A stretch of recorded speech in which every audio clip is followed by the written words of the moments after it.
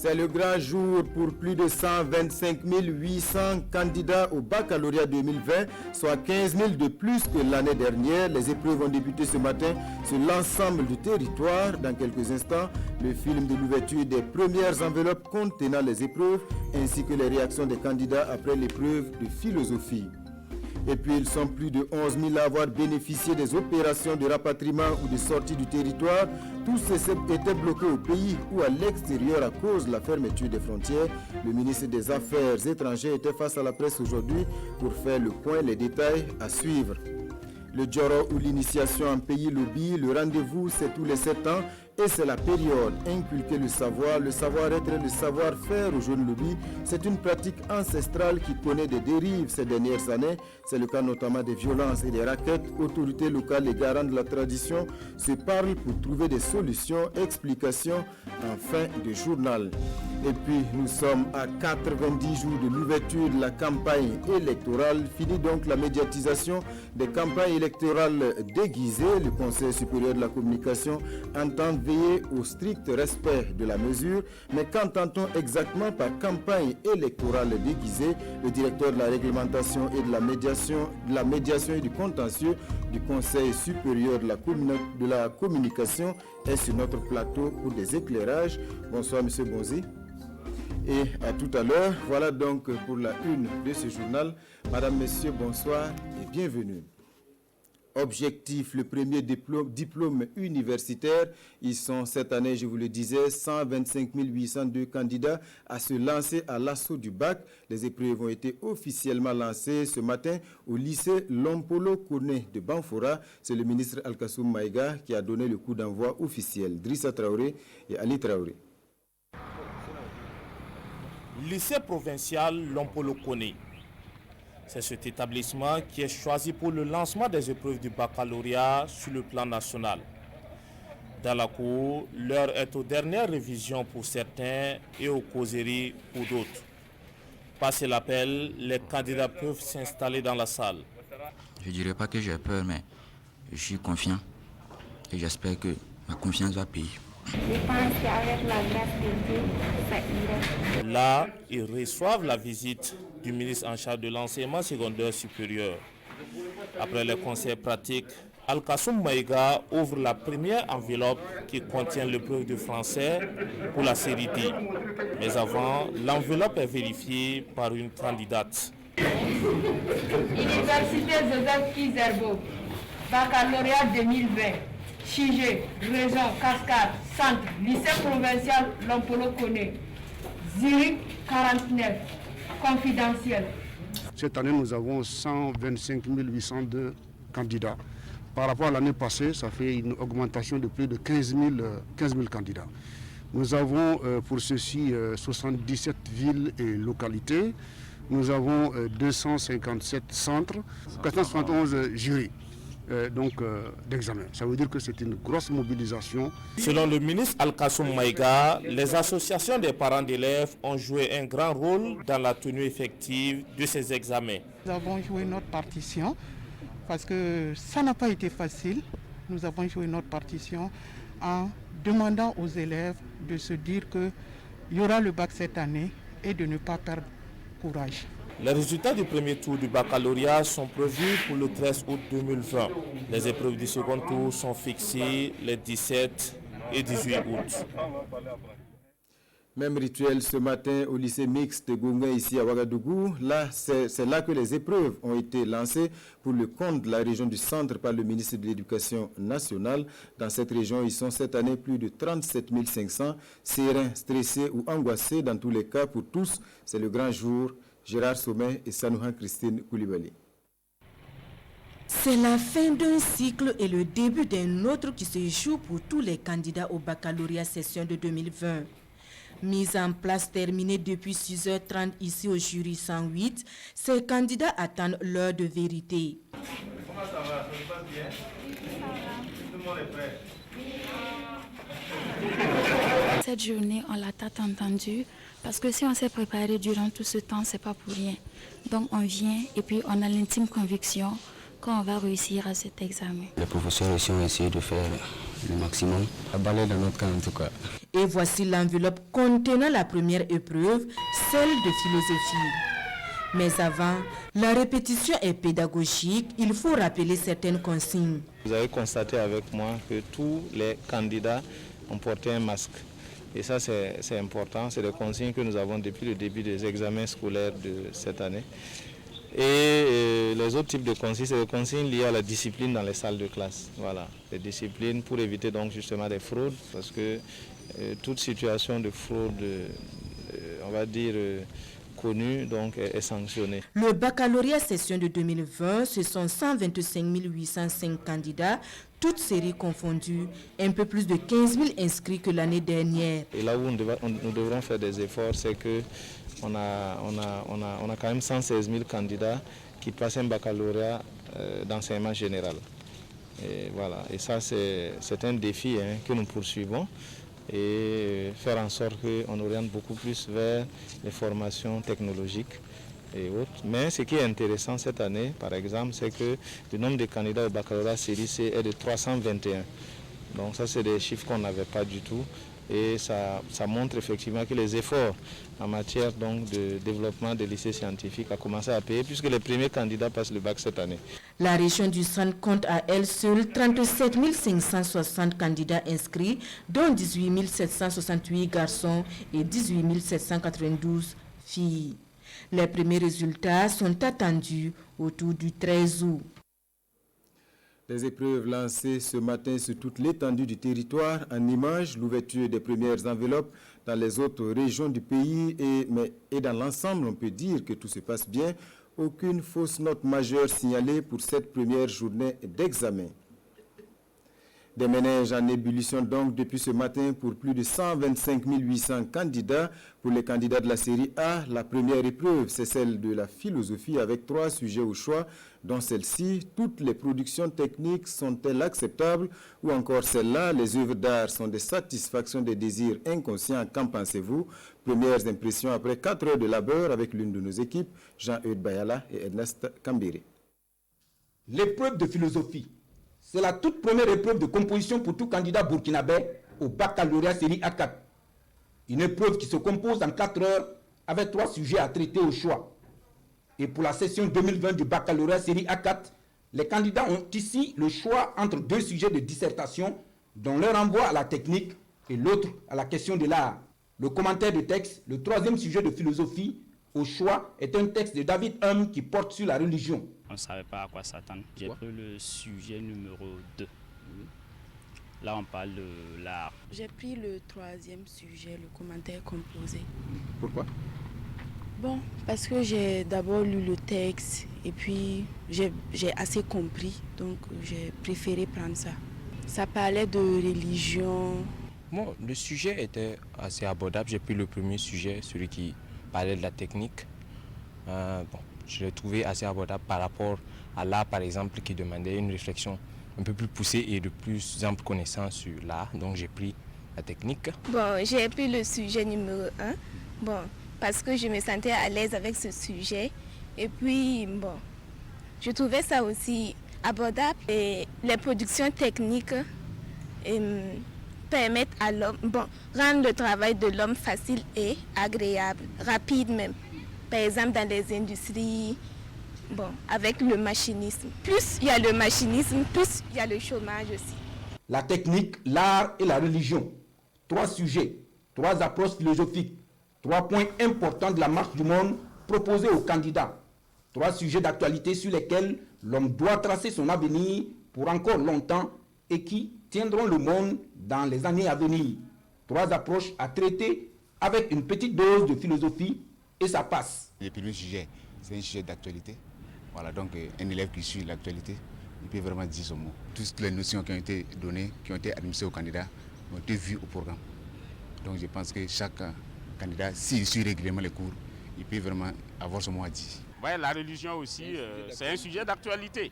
Parce que quand on parle de ce que la religion peut nous apporter, comme apaisement, comme résolution de certains problèmes sociaux, là aussi c'est d'actualité. On doit pouvoir attendre de bons résultats et de bonnes productions de la part des élèves. Toutes les productions techniques sont-elles acceptables? Les œuvres d'art sont des satisfactions des désirs inconscients. Qu'en pensez-vous? Ce sont là les deux sujets de dissertation au choix. Pour le commentaire de texte, les candidats du bac série A4 session de 2020 sont invités à dégager l'intérêt philosophique d'un texte de David Hume, extrait de son écrit « Dialogue sur la religion naturelle ». Et pour être complet sur cette actualité, sachez que le président du FASO, dans un message ce matin, encourage les candidats et salue les acteurs du monde éducatif qui se sont investis en dépit d'un contexte difficile marqué par l'insécurité et la crise sanitaire. Je vous le disais également en titre, nous sommes à 90 jours de l'ouverture de la campagne électorale, fin des activités de communication considérées comme des campagnes déguisées. Le directeur de la réglementation, de la médiation et du contentieux, Monsieur Daniel Bonzi, est sur ce plateau donc pour des éclairages. Bonsoir Monsieur Bonzi. Bonsoir Monsieur. Alors première question, que faut-il déjà entendre par activité, par campagne électorale déguisée? Je voudrais vous dire merci déjà pour cette tribune de la télévision nationale que vous nous offrez pour apporter quelques éléments d'éclaircissement, des éléments d'information à vos téléspectateurs. Alors, il faut entendre déjà par campagne déguisée la campagne avant l'heure. C'est-à-dire, c'est toute activité de propagande politique au profit d'un parti, des regroupements de partis politiques, etc. Donc, vous allez pouvoir, on pourra déceler la campagne déguisée dans des inaugurations d'édifices qui sont faites par des hommes politiques, dans des... Quand c'est fait par un membre du gouvernement, par exemple. J'en viens. Par des parrainages, par exemple, faits par des hommes politiques, etc. Ou même des émissions que vous allez produire et qui mettent en scène des partis, des candidats, etc. qui sont des outils de propagande en réalité. Alors, il faut bien dire les choses. Ce n'est pas toutes les activités qui sont interdites de couverture. D'abord, il faut préciser qu'il y a certaines exceptions. Il y a, par exemple, les cérémonies d'investiture, dans le strict respect que ce soit une seule investiture par candidat. Il y a aussi les annonces comment on appelle les annonces de réunion, les avis des partis politiques. Lorsqu'ils veulent se rencontrer, les médias sont autorisés à les diffuser. Mais si vous me permettez, je voudrais qu'on revienne un peu sur le fondement même de cette décision. Le décret, donc, c'est pas un décret en réalité. Ça découle de la loi électorale. La loi électorale, en sa version modifiée en 2015, a renforcé les dispositions qui portent sur l'égalité des candidats, des acteurs politiques qui souhaiteraient participer aux élections. Dans cet esprit, l'article 68 bis de la loi a été inséré dans le code électoral. Et cet article dispose que, en tout cas, 90 jours avant l'ouverture officielle de la campagne, la couverture médiatique de tout ce qui est campagne déguisée est interdite. Qu'en est-il du gouvernement? J'en viens à cette question. Pour le gouvernement, notre quand un ministre, par exemple, procède à l'inauguration d'une infrastructure, est-ce que ça tombe sous le coup de cette loi? En fait, il faut être clair sur cette question. Pour tout ce qui entre dans le cadre strict des attributions des membres du gouvernement, ces activités de communication peuvent se poursuivre. Pour le chef de l'État, le président du FASO, en sa qualité de chef de l'État, il bénéficie toujours de ses prérogatives d'accès aux médias. Donc ça, ce sont des éléments qui sont ouverts. Et comme je l'ai dit, le législateur lui-même a donné compétence au Conseil supérieur de la communication pour faire respecter ces dispositions par les médias. Donc c'est dans cet esprit, d'ailleurs que je le dis, que nous avons pris une décision pour effectivement réglementer les activités des médias durant cette période de 90 jours avant. Alors on sait que dans la plupart des médias, il y a des émissions qui sont très prisées. Ce sont des émissions souvent de grands entretiens où on reçoit par exemple des hommes politiques. Très bien. Cette fois, on comprend qu'on ne peut pas recevoir un homme politique. Absolument. Mais est-ce qu'on peut recevoir un acteur politique, par exemple, je vais dire un spécialiste de la question politique, pour apporter sa lecture, par exemple? Absolument. Je vais bien éclaircir les choses. En réalité, vous pourrez mener des émissions de politique, des émissions politiques, mais qui ne mettent pas en scène un parti donné ou un candidat donné. Vous pourrez inviter sur votre plateau un politologue qui va débattre des questions politiques, voilà, de fond en comble. Mais vous ne pourrez pas recevoir sur votre plateau un acteur politique qui vient et qui fait sa propagande, et qui fait la propagande de son parti. Même pas dans un débat. Quand je reçois par exemple des candidats déclarés, ils sont 2 ou 3 à apporter la contradiction. apporter la contradiction sur un plateau. Là, vous ne pourrez pas, parce que dès lors que nous rentrons dans le cadre de la propagande, parce que c'est ça, la campagne elle-même c'est quoi? Ce sont toutes les activités, toutes les opérations de propagande avant les élections ou pendant les référendums. Et la campagne est bien encadrée par les textes. En dehors des heures et des dates et des heures qui sont fixées pour la campagne, toutes les autres activités de propagande au profit d'un parti ou d'un candidat donné entrent dans le cadre de la campagne déguisée. Quel est l'intérêt justement de cette loi-là, de cet encadrement? Justement, c'est ce que je disais au départ. Je pense que l'esprit du législateur, c'était d'assurer l'égalité entre les candidats en lice. L'idée de départ, c'est ça. Mais nous, le Conseil supérieur de la communication, nous ne faisons qu'appliquer la loi. Ce n'est pas nous qui avons l'initiative législative. C'est les députés qui ont décidé de cette loi. Et nous ne faisons que la mettre en œuvre. Voilà la difficulté. Alors, qu'adviendrait-il si des médias enfreignaient à cette loi et puis, voilà, qu'est-ce qui est prévu en la matière? C'est très bien cette question. Parce qu'il y a, si vous faites une lecture croisée du code électoral et du code pénal, vous verrez qu'il y a des dispositions, il y a des sanctions pénales pour les manquements, pour les violations de cette disposition. Il y a aussi des sanctions administratives à l'endroit des médias qui violeraient ces dispositions. Ces sanctions administratives sont prononcées par le Conseil supérieur de la communication. Ça pourrait être la suspension de certaines émissions. Ça pourrait être aussi le retrait de nos autorisations pour certains médias qui, vraiment, dans la récurrence de leurs manquements, continueraient de violer les dispositions. Pour le code pénal, il faut être précis. Lisez l'article 121 du code électoral. Il est très précis. Pour ceux qui violent ces dispositions, il y a une peine d'emprisonnement de 1 à 2 ans et une amende de 500 000 à 1 million de francs qui peut leur être appliquée. Voilà. On risque gros donc, on a compris. C'est assez compliqué.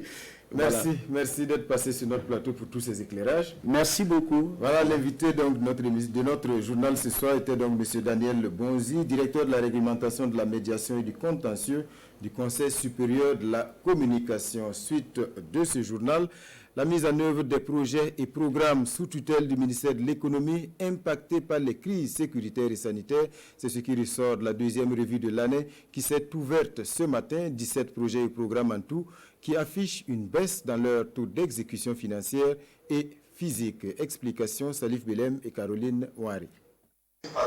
Cette deuxième revue de l'année constate une régression sur les taux d'exécution physique et financier des projets et programmes. Comparé à juin 2019, la baisse constatée est de 9,6% pour l'exécution physique et de 26,6% pour l'exécution financière. Des résultats loin des attentes certes, mais pas surprenants au regard des contextes sécuritaires et surtout sanitaires. Au 30 juin, le taux d'exécution physique de ces projets-là, parce que nous avons fait un travail de synthèse, est d'environ 33%, avec un taux d'exécution physique et un taux d'exécution physique de 33% environ, et un taux d'exécution financière de 21%. L'autre point inscrit à l'ordre du jour de la rencontre est la capitalisation des pratiques et méthodes efficaces de gestion des projets et programmes. Pour favoriser la performance dans la mise en œuvre des projets, nous avons élaboré un guide de bonnes pratiques en matière de gestion des projets et programmes. Et c'est ce guide-là que nous allons regarder ce matin aussi, recueillir les propositions d'amélioration pour les finaliser et le mettre à la disposition des acteurs. 17 projets et programmes sont mis en œuvre pour le compte de l'année 2020 sous la tutelle technique du ministère en charge de l'économie et du développement. Des projets et programmes dont l'enveloppe financière d'ensemble est de 21 milliards de francs CFA. L'heure du bilan également pour le cadre de dialogue sectoriel, travail et protection sociale. 3 ministères clés et leurs partenaires réunis pour faire le point des activités menées au cours du premier semestre. Des motifs de satisfaction, il y en a, mais beaucoup reste à faire pour atteindre les objectifs. Moussa Ouedraogo, Marguerite Douagneau. L'exercice est une obligation institutionnelle voulue par le gouvernement dans le cadre du Plan national de développement économique et social. Marquer une halte pour évaluer le chemin parcouru, le bilan à mi-parcours du cadre sectoriel du dialogue travail, emploi et protection sociale pour cette première moitié de l'année 2020 affiche des résultats peu satisfaisants. Il y a eu des résultats, mais c'est un peu mitigé au regard du contexte global occasionné par l'apparition à partir du 9 mars dans notre pays de la pandémie à coronavirus qui a un peu ralenti le rythme de la mise en œuvre des activités et aussi occasionné des régulations du budget qui n'ont pas permis en tout cas d'avoir des résultats à la hauteur de ce que nous attendons. Le premier semestre de l'année fortement impacté par la crise du coronavirus, le gouvernement a pu compter sur l'accompagnement des partenaires techniques et financiers pour l'atteinte de certains objectifs, salués ici par ces derniers. C'est le premier CSD qui fait sa revue, donc ils sont vraiment en avant par rapport à l'analyse des résultats. Les documentations sont complètes, sont de bonne qualité, les analyses sont faites. Nous continuons à être à côté des populations qui sont dans le besoin. La rencontre d'évaluation permet également d'évoquer les perspectives dans le domaine du travail, de l'emploi et de la protection sociale pour le reste de l'année. Le Burkina Faso, parmi les 100 premiers pays au rapport Doing Business d'ici à 2025. Le cap est fixé. L'étude diagnostique du climat des affaires est sur la table, assortie d'un plan stratégique. Tous les acteurs se sont retrouvés ce matin pour valider cette feuille de route. L'enjeu est majeur, faire du Burkina un pays attractif pour les investisseurs. Souleymane Sanou et Marguerite Douaniou. Le Burkina Faso a plus que jamais besoin d'une forte implication du secteur privé pour booster davantage son développement économique, selon les spécialistes des affaires. Pour cela, la mise en œuvre d'un certain nombre de réformes est nécessaire pour faciliter l'entrepreneuriat. Pour pouvoir attirer des investisseurs directs étrangers dans notre pays et aussi permettre donc aux investisseurs locaux donc de s'engager résolument, il faut que nous soyons aussi dans une forme de compétition à l'international qui montre un certain nombre de critères sur lesquels repose en tout cas je vais dire les avantages de la destination Burkina Faso.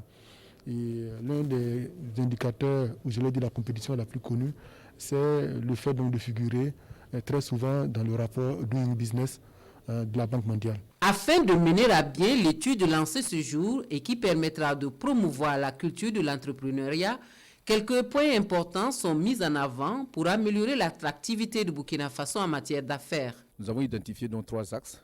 Le premier axe, c'est le renforcement des capacités, parce que ce que nous appelons les compétences professionnelles. Le deuxième axe, ce sont des réformes au niveau donc, institutionnel. Et le troisième axe, donc, c'est la mise en place donc, de fonds dédiés à la mise en œuvre de ces réformes-là. La constance dans la mise en œuvre des réformes visant à améliorer le climat des affaires et à promouvoir l'investissement privé avait permis au Faso de se classer au 4e rang des 5 pays réformateurs au niveau mondial entre 2005 et 2010. Et l'ambition, c'est de redonner au Burkina Faso toutes ses lettres de noblesse dans le monde du business.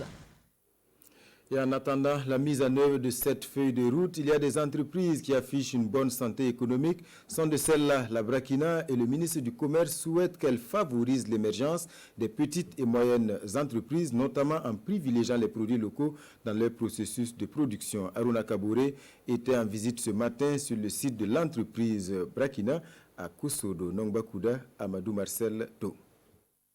La Brakina, site de Ouagadougou ce matin.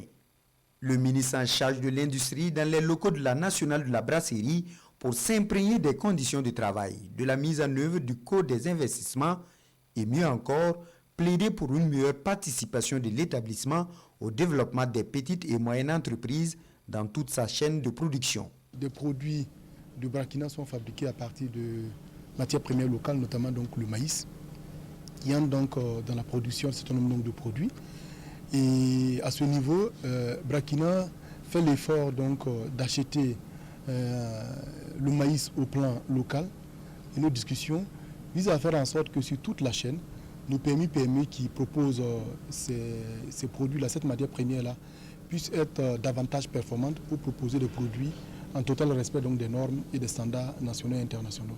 Ce que nous voulons faire avec Brakina, c'est faire en sorte que d'ici quelques années, que l'ensemble des casiers qui sont fabriqués à Brakina soient produits par Faso-Place au plan national. De par sa production, la Brakina figure parmi les grands consommateurs de sucre. Là aussi, la production au niveau local pourrait être d'un grand apport si toutefois elle répondait mieux aux normes préconisées. Le sucre rentre dans la production ici. Nous faisons 30 000 tonnes de sucre avec la SN Sosico mais chaque année, du fait donc du manque de sucre raffiné à un certain niveau donc pour atteindre le sucre industriel, Brakina importe 10 000 tonnes de sucre en gros. L'idée pour nous, c'est de faire en sorte qu'il y ait du co-investissement.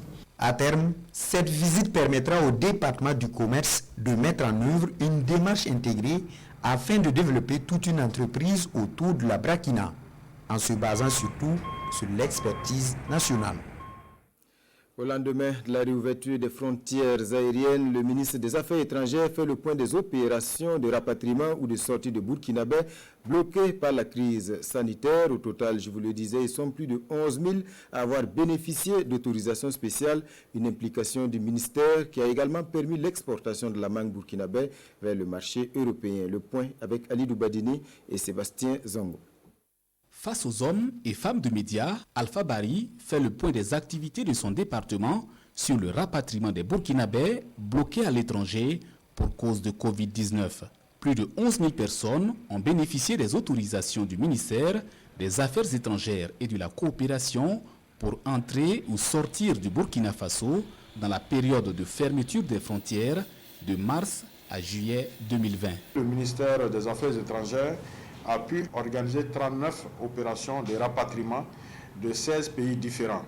Ces 39 opérations ont permis de faire rentrer au pays 2431 Burkinabés à la date du 30 juillet 2020. Ce sont au total 843 autorisations de sortie et d'entrée qui ont été accordées au profit de 11 647 personnes. Le département de Alpha Bari a également travaillé à sauver l'économie agricole en aidant la filière mangue à retrouver le marché européen après 22 ans d'absence. Au moment où les acteurs de la filière mangue au Burkina Faso s'apprêtaient à écouler leurs produits vers l'Europe, ce sont donc des centaines de tonnes de mangue qui risquaient de pourrir après plusieurs échanges. C'est finalement la compagnie Ethiopian Airlines qui a accepté d'assurer la liaison Burkina Faso-Francfort en Allemagne avec un total de près de 204 tonnes de mangue au prix $1 américain par kilogramme. Le ministre relève également les opérations menées par son ministère pour faciliter l'entrée des médicaments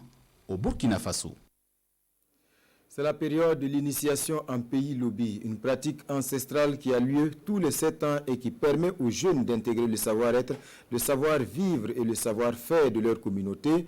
Seulement voilà, la pratique connaît certaines dérives dénoncées par des citoyens. C'est le cas notamment des raquettes. Autorités locales et garants de la tradition se concertent. Il faut trouver des solutions pour une saine pratique de cette tradition. Kassoum Tony et Romial Patrice Toué pour les explications. Conflit intercommunautaire à l'Europénie avec à la solde 3 morts, coups et blessures, accident de la circulation, obstruction de la voie publique.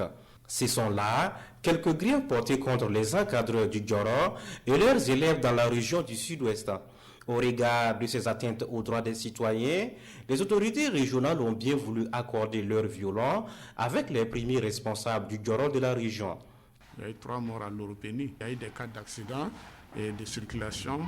Les usagers de la route sont flagellés. On ne pouvait pas vraiment passer sous silence cette affaire. Et voilà pourquoi le gouverneur a instruit que nous puissions tenir cette rencontre avec les responsables Djoro. Ces agissements sont contraires aux coutumes lobby. C'est en tout cas la conviction des chefs Djoro qui ont répondu à l'appel des autorités régionales. Pour eux, ce sont les sous-chefs et les encadreurs des jeunes initiés qui sont à l'origine de cette situation. Les chefs Djoro s'en sont excusés et se sont engagés à mieux encadrer cette cérémonie coutumière. Il y a eu des exactions, des raquettes, ça a causé pas mal d'accidents. J'invite les encadreurs à ne pas avoir ce comportement. Cela dénature la coutume Djoro. Je ne voudrais plus voir les encadreurs et les Djorbi sur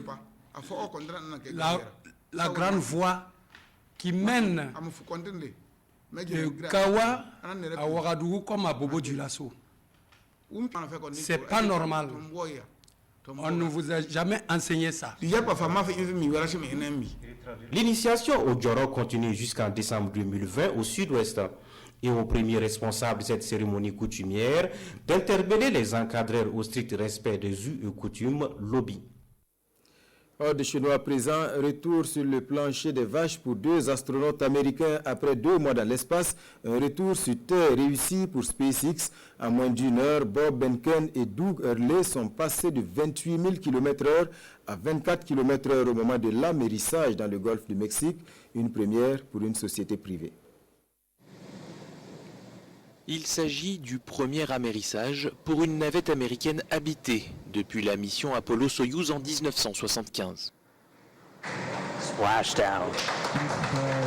Mais c'est aussi et surtout la première fois qu'une société privée fait un aller-retour vers la Station spatiale internationale.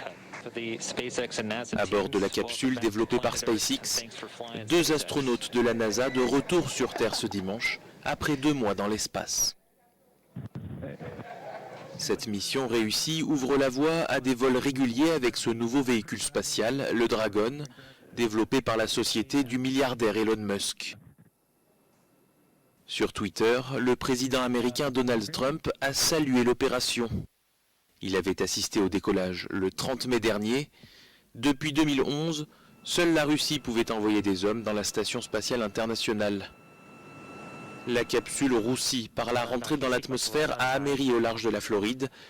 Les 2 astronautes, Doug Hurley et Bob Behnken, sont passés d'une vitesse de 28 000 km/h à 24 km/h au moment de l'amérissage. Ces capsules sont censées être réutilisables 5 à 10 fois. L'exemplaire revenu dimanche semble en très bon état selon la société et sera réparé dans les prochains mois. En septembre, 4 astronautes seront à nouveau envoyés dans l'espace. Au printemps 2021, le Français Thomas Pesquet aura la chance de monter à bord du véhicule. Voilà, mesdames et messieurs, ainsi prend fin ce journal. Merci pour votre attention. Amandine Lalsaga vous retrouve à 23h pour la dernière édition. Mais avant cela, n'oubliez pas à 21h votre rendez-vous sportif intégral foot avec Jérôme Tiendre-Gogo. Au menu, le rejet du recours du candidat Amadou Traoré et un focus sur l'étoile filante de Ouagadougou. Bonne suite du programme.